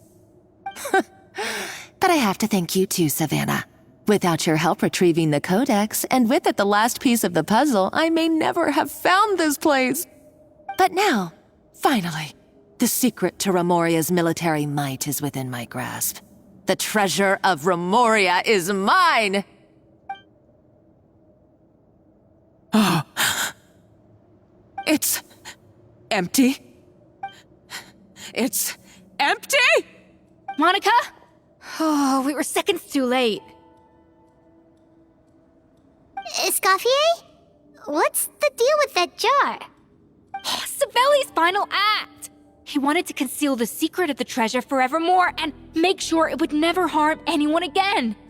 So he came here after his friend's death and destroyed every last shred that remained. This can't be happening. All the years I spent piecing together the truth. All my painstaking planning. All that for an empty jar? Monica, don't do anything stupid. This ruin is more dangerous than you realize. Oh, shut your pie hole! Praise be to Lord Remus. You barbarian shall be slain.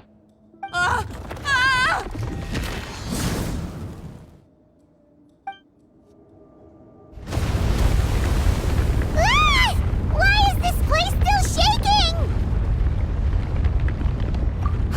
Either way, it's all her fault. Enough chit-chat. Let's get out of here, Traveler Escoffier, come on! Okay, I'm coming. Oh, no you don't. If I can't get what I want, neither will any of you. I've got nothing to show for my life's work so far. But if I can take another so-called genius down with me in my final moment, then it was all worth it. You're a psycho!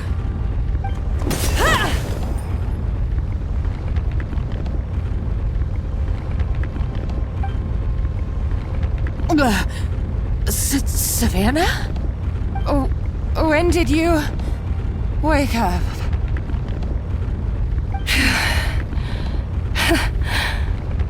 I may be a lousy chef, but it looks like I'm not a complete waste of space.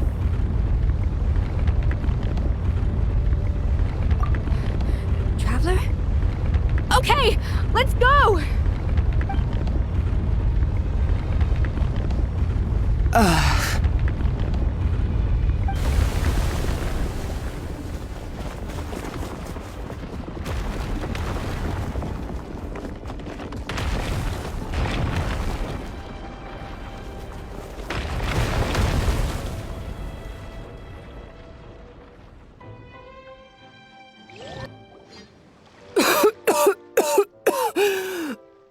Escoffier! Savannah! Traveler! And Paimon! Venejem, what are you all doing here? What did you expect us to do? Stay at the restaurant and sit on our merry derrieres? While the Traveler and Escoffier were out here risking their lives? We had to do something. Even though that something ended up being, well, waiting for you here instead. I don't deserve any of you.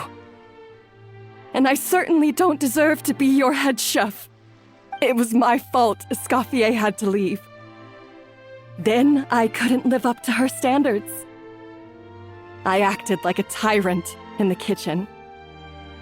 And now I almost got myself killed. Come back, Escoffier. Come and be our head chef again. I'll never be able to replace you. Okay, so everything I said to you the day I left, it just went in one ear and out the other? Huh? Sorry, I was kinda in my own head at the time. All I could think about was the Lumiline situation. What was it you said again? Forget it. It doesn't matter. Anyway, I didn't leave this job because of you, and you're not nearly as awful a chef as you think. If you were that bad, why would all your staff show up here for you? Escoffier's right. Sure, you nitpick our work and get us to do things over a lot, but when it comes down to it, you're the one who's always doing whatever it takes to make sure the customers get served on time, every time.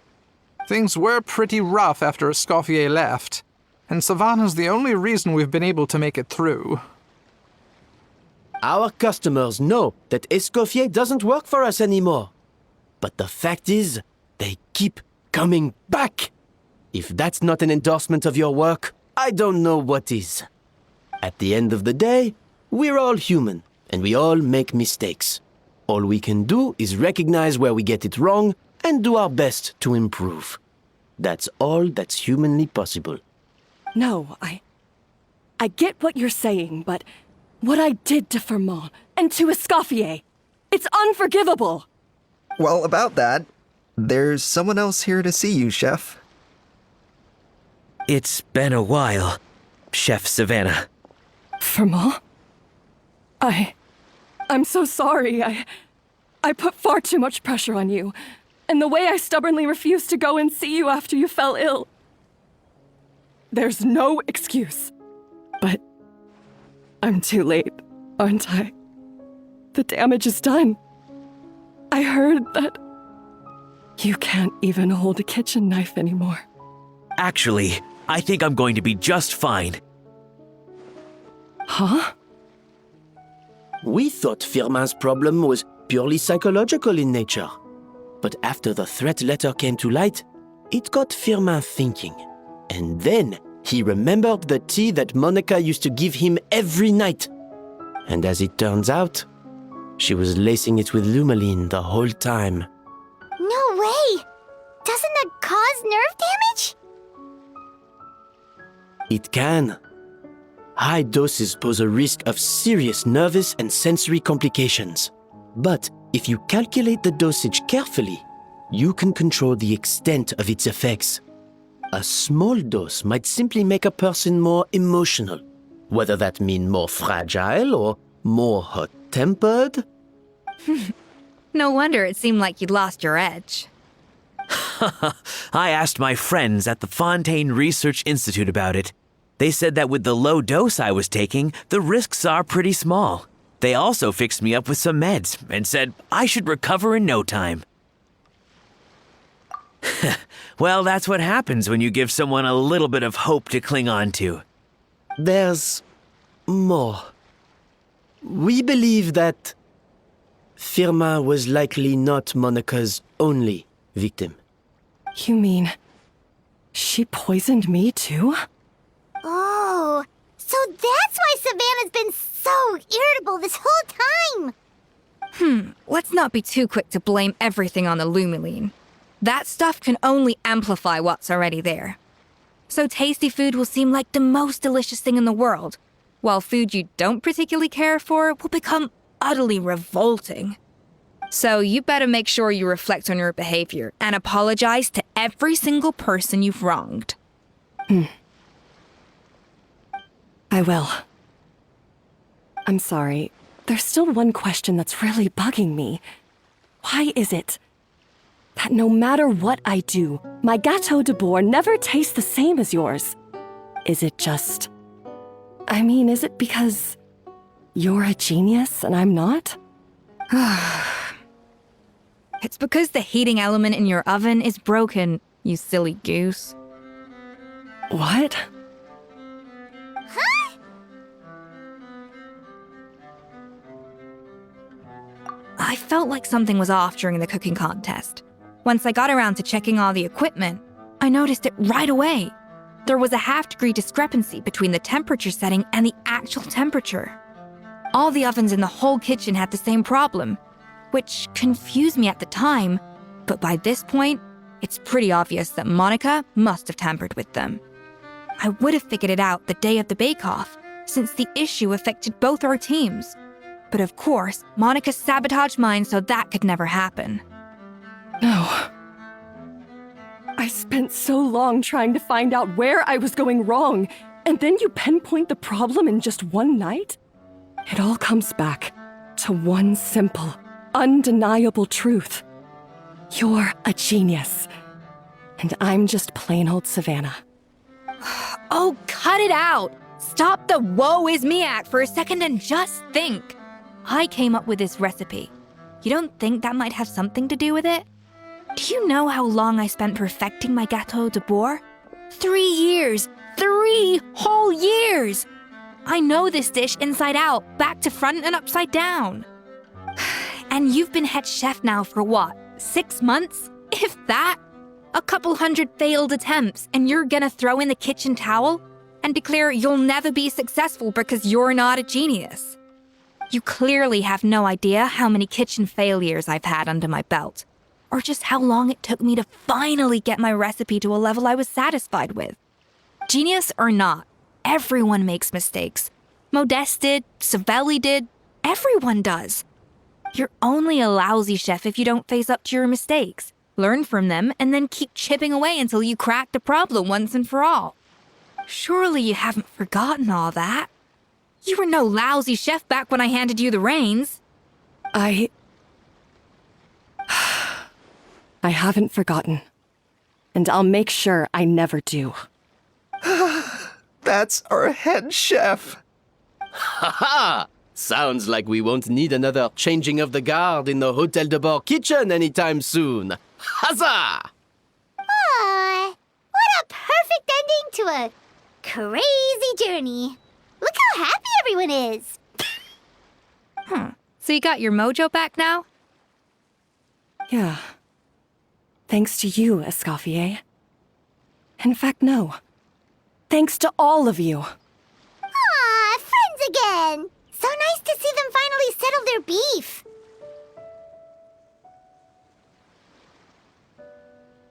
Good.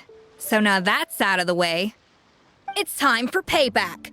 You cheated in our last bake-off, and I demand a rematch right now. Huh?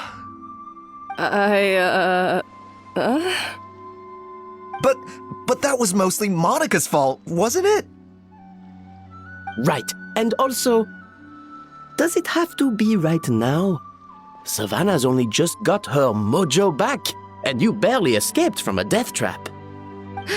No excuses. This is a cooking contest between 2 top chefs, and nothing will stand in its way. So grab your spatula and get ready, because this rematch is happening today, right now, this instant. Hey, so, this whole time you were salty about losing? The second cooking contest commences now! This time, no more games, and no holding back!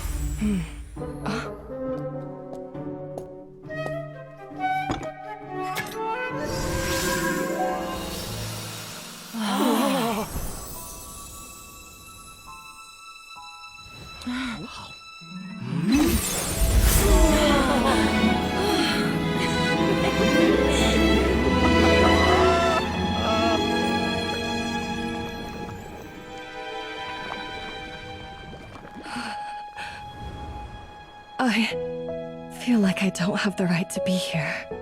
Hey, what are you so afraid of? You can't unbake it now. And if you don't serve it, then good or bad, you'll never find out how to improve. If you're too scared to fail, you'll never know what real success tastes like. So? Embrace your failure. Taste it. Digest it. That's the way to success. I don't know. Sounds like it's easier said than done. I'll do it.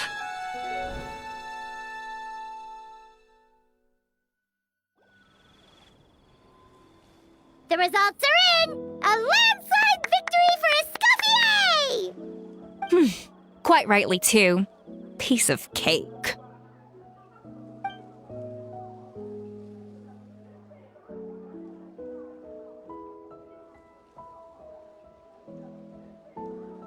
Oh yeah, look at that! Savannah looks pretty chipper too, considering she lost.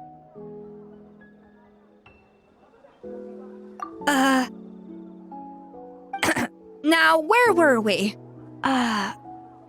Yes. Do you have any more questions for me after everything that's happened? I thought Navia would have filled you in. And actually, I said all this to Savannah before I left. Although, as we saw, I don't think any of it sank in.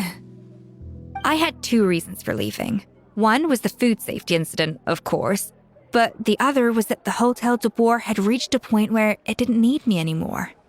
So I decided to step down and look for new opportunities to improve myself. Improve how? Well, a while back, I got to know a fellow chef from Liyue, and in her, I saw so many new possibilities. She has that same adventurous spirit that Modeste and Sibeli had in their youth.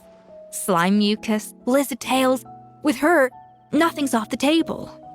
There's a whole world of new flavors out there waiting to be explored, hiding away in ingredients we overlook. Case in point, remember those Romaritime flowers down in the ruins? I used them in the cooking contest just now.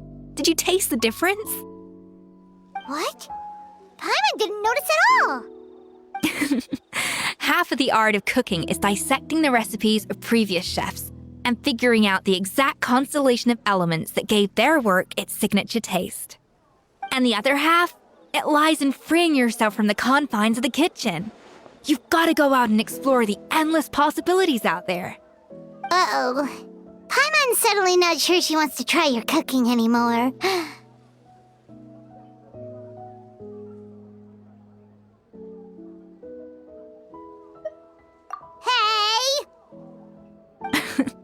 Don't worry, it's not going to be a free-for-all like in Modeste's time.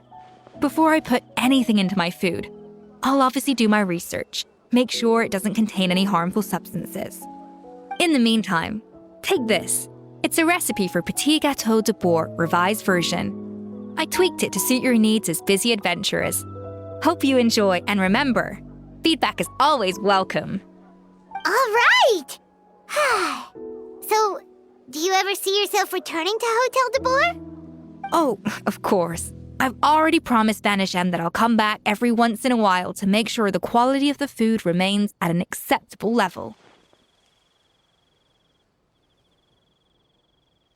You know, Paimon's still a little disappointed that we never got to see the treasure of Remoria. Surely Monica wouldn't have gotten drawn in so deeply if it wasn't for all the mystery surrounding the original Gâteau de Boer. She practically dedicated her life to finding the lost pieces of Modeste's diary. Then went to all that trouble to infiltrate the Hotel de Boer. And in the end, it was all for nothing.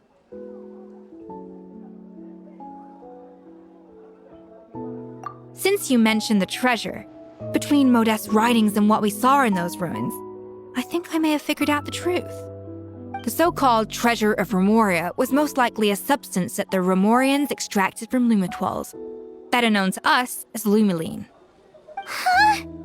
So then, why all the hype back in the early days of Gâteau de Boer? Don't forget, it was a very different era. We could barely even refine sugar back then, so desserts were very much in their infancy. In a world of bland food, it's no wonder that the first thing to really excite people's taste buds took the world by storm. And as for the Lumiline, it may well have been somewhat valuable in ancient times. But these days, it's just another drug from the Fontaine Research Institute. Even if Savelli hadn't destroyed it all, I doubt it would be worth that much these days. So after all that, there was nothing in those ruins but worthless junk. Feels strange to say it, but Paimon almost feels sorry for Monica. She sacrificed it all only to get nothing in return. Hey! Huh? Navia? you just got back from that underwater ruin, right? Well, check it out. They ran a special issue. Did you see anything like this down there?